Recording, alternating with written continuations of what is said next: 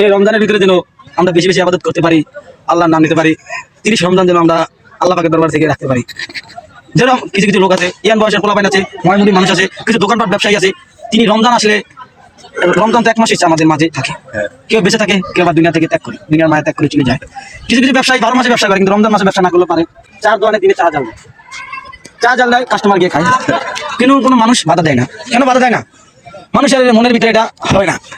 যেমন সবুজের কথা আমি বলি, সবুজ জুয়া খেলা অনলাইনে অনেক আগে ভালো ছিল, কিছু আড্ডা দিতে দিতে কিছু পোলামানের সাথে ঢুকে তিনি খারাপ হয়ে গেছে। যেমন তিনি আগে মসজিদ, তিনি 5 ওয়াক্ত নামাজ মসজিদ করে তিনি এটি চিনে না, তিনি মসজিদের শুক্রবার ছাড়া তিনি মসজিদের দাদার কাছে দিয়ে যায় না।